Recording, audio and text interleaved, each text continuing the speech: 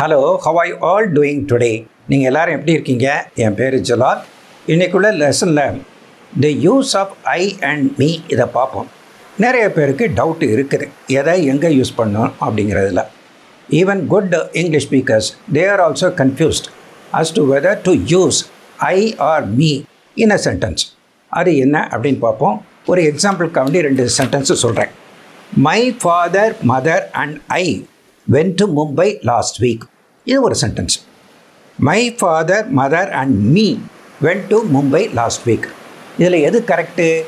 ஐ use பண்ணால் கரெக்டாக இருக்குமா, மீ யூஸ் பண்ணால் கரெக்டாக இருக்குமா அப்படிங்கிறத பாருங்கள், கொஞ்சம் கன்ஃபியூஷன் இருக்குது.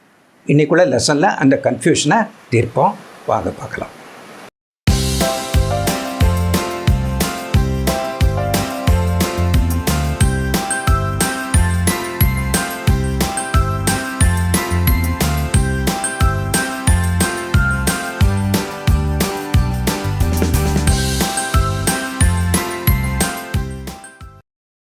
இப்போ இன்றைக்குள்ள லெசனை பார்ப்போம். Both I and me are pronouns. இப்போ ப்ரோனவுன்ஸ்னால் என்ன அப்படின்னா that which replaces the noun. பல சென்டென்ஸுகளை நம்ம சொல்லிட்டு வரும்போது திருப்பி நவுனை யூஸ் பண்ணால் அது சரியாக இருக்காது. முதல்ல வேணால் யூஸ் பண்ணலாம், அப்புறம் சப்சிக்வெண்ட் சென்டென்சஸில் அந்த ப்ரோனவுனை தான் யூஸ் பண்ணணும். அப்போ தான் அது நேச்சுரலாக கரெக்டாக இருக்கும். ப்ரோனவுனுடைய வேலை அதுதான். இப்போ இந்த ஐங்கிறது ஒரு subject pronoun. that which does the action. எது ஆக்ஷன் பண்ணக்கூடியதோ அதுதான் சப்ஜெக்டு. அந்த ஐங்கிறது சப்ஜெக்ட் ப்ரோனவுன். அந்த மீ அப்படிங்கிறது object pronoun. that which receives the action. அதாவது ஒரு ஆக்ஷனை பெறக்கூடியது, வாங்கக்கூடியது, அதுதான் object. So me object pronoun. இதை தெரிஞ்சுக்கோங்க. I subject pronoun, me object pronoun. இதை கிளியராக தெரிஞ்சுக்கிட்டிங்கன்னா உங்களுக்கு கன்ஃபியூஷனே வராது. இப்போ 2-3 எக்ஸாம்பிள் சென்டென்ஸு பார்ப்போம். I spoke to my father. Spoke அப்படிங்கிறது ஒரு ஆக்ஷன், பேசுறது. யார் பேசுனா? ஐ பேசுகிறேன். ஸோ அது சப்ஜெக்ட் ப்ரோனவுன். அந்த சப்ஜெக்டுக்கு ஐ தான் வரணும், மீ வராது. I spoke to my father அப்படின்னு தான் வரணும், me spoke to my father அப்படின்ட்டு வராது. நான் தான் என்னுடைய தந்தையுடன் பேசுகிறேன். நான் அப்படிங்கிறது, அந்த நான் அப்படிங்கிறதுக்கு கரெக்டான வேர்டு ஐ தான். இப்போ எனக்கு அப்படின்னு வந்துச்சுன்னா அந்த மீ வரும். இதில் எனக்குன்னு வரல. எனக்கு நான் தந்தையுடன் பேசினேன் அப்படின்னு சொல்லி வராது. நான் தந்தையுடன் பேசினேன் அப்படின்னு தான் வரும். இப்போ செகண்ட் சென்டென்ஸு பாருங்கள். My father spoke to me. என்னுடைய தந்தை என்னிடம் பேசினார் அப்படின்ட்டு. யார் பேசினா? என்னுடைய தந்தை பேசினார். அதனால் மை ஃபாதர் தான் சப்ஜெக்டு, அந்த மீ அப்படிங்கிறது ஆப்ஜெக்ட். யாரிடம் பேசினார்? என்னிடம். எனக்கு, என்னிடம் அப்படின்னு வரும்போது அந்த மீ தான் வரும், ஐ வராது.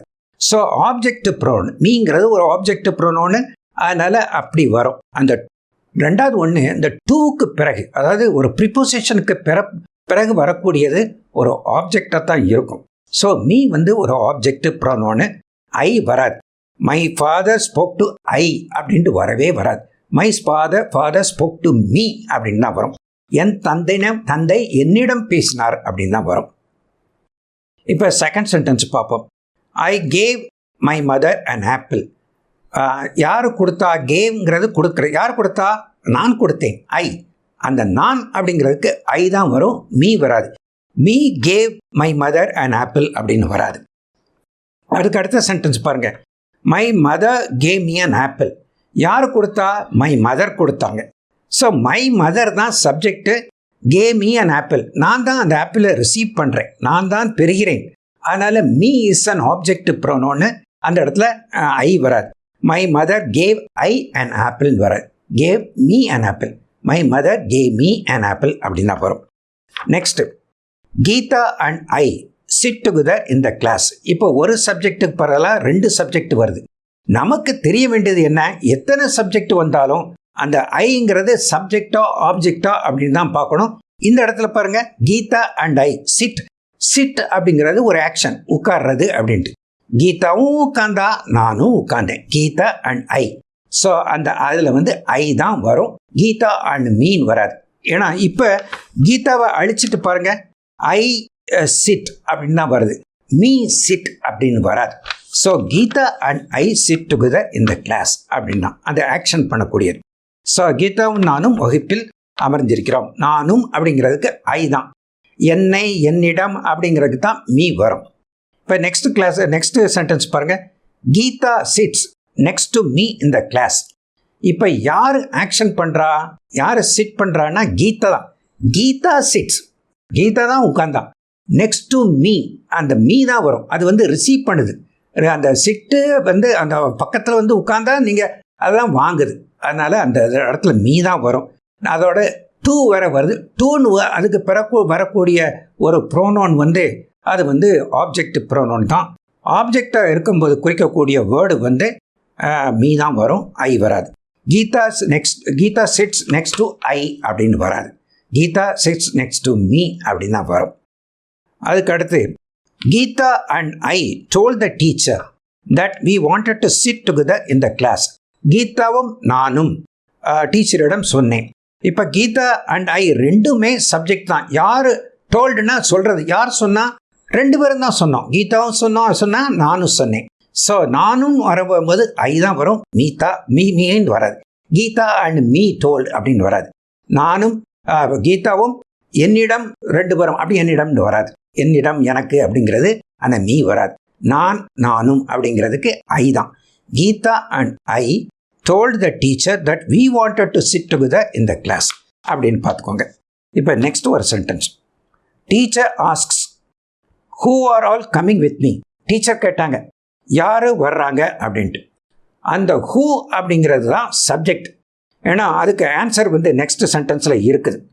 Students reply Geeta Ayesha and I are coming with you teacher அப்படின்னு சொல்கிறாங்க. ஸோ அந்த who அப்படிங்கிறது யாருன்னா கீதா ஆயிஷா அண்ட் ஐ. அந்த ஹூ அப்படிங்கிறது சப்ஜெக்டு. அது பிறகு கம்மிங் வித் மீ அப்படிங்கிறது ரிசீவிங் எண்டில் வருது. அதனால் மீ, அந்த டீச்சர் வந்து மீயாக தான் இருக்கிறாங்க.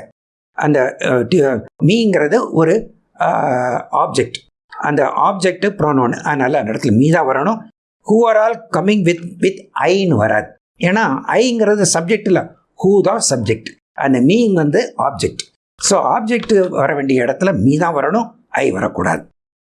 இப்போ அந்த ரிப்ளை பாருங்கள். Geeta Ayesha and I are coming with you teacher அப்படின்னு சொல்கிறாங்க. So Geeta Ayesha and I are subjects. So இதுதான். இந்த டெஸ்ட்டை நீங்கள் போட்டிங்கன்னா அந்த கன்ஃபியூஷன் வராது. எது சப்ஜெக்ட் ப்ரோனோனு எது ஆப்ஜெக்ட் ப்ரோனோனாக இருக்கணும் அப்படின்னு பார்த்துக்கோங்க. எப்போதுமே ஐ வந்து சப்ஜெக்ட் ப்ரோனோன் தான், மீ வந்து ஆப்ஜெக்ட் ப்ரோனோன் தான். ஸோ சப்ஜெக்ட் வர வேண்டிய இடத்துல ஐ தான் வரும், ஆப்ஜெக்ட் வர வேண்டிய இடத்துல மீ தான் வரும். இப்படி தெரிஞ்சுக்கிட்டிங்கன்னா எந்த விதமான ப்ராப்ளமையும் சால்வ் பண்ணிடலாம். இப்போ கொஞ்சம் எக்ஸசைஸ் சென்டென்சஸ் பார்ப்போம்.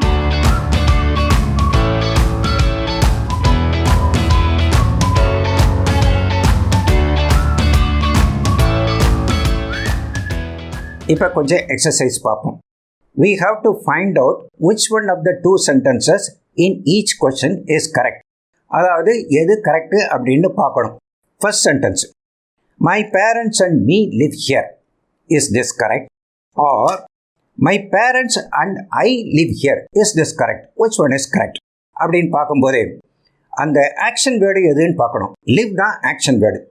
ஹூ டஸ் த ஆக்ஷன்னா என்னுடைய பேரண்ட்ஸும் நானும் தான் அந்த ஆக்ஷனும் பண்ணுறோம். அவங்க நாங்கள் தானே லீவ் பண்ணுறோம். அப்போ எது வரணும்? ஆக்ஷன் செய்யக்கூடியது வந்து சப்ஜெக்ட்.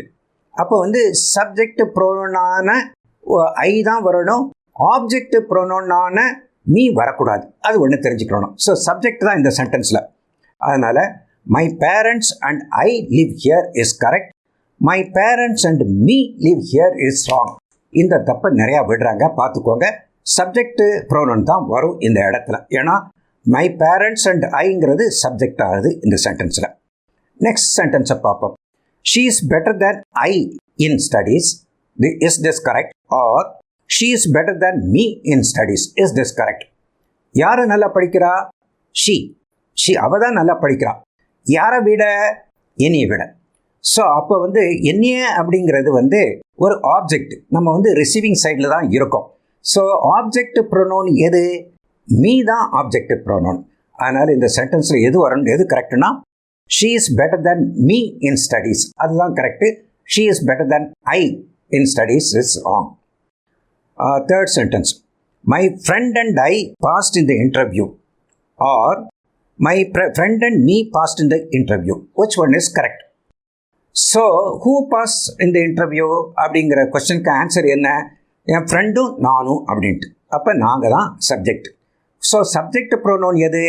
ஐ தான் subject pronoun. So which sentence is correct? My friend and I passed in the interview is correct. My friend and me passed in the interview is wrong. அதுக்கு அடுத்த sentence. The company selected my friend and me in the interview. So next sentence is the company selected my friend and I in the interview. இப்போ selection யார் பண்ணுறா? The company does the action. Company selects. So the company subject. நானும் என் ஃப்ரெண்டும் அப்படிங்கிறது receiving சைடில் இருக்கும். Receiving சைடில் இருக்கும்போது ஆப்ஜெக்ட் ப்ரோனோன் தான் வரும், அதாவது மீ தான் வரும். The company selected my friend and me in interview is correct.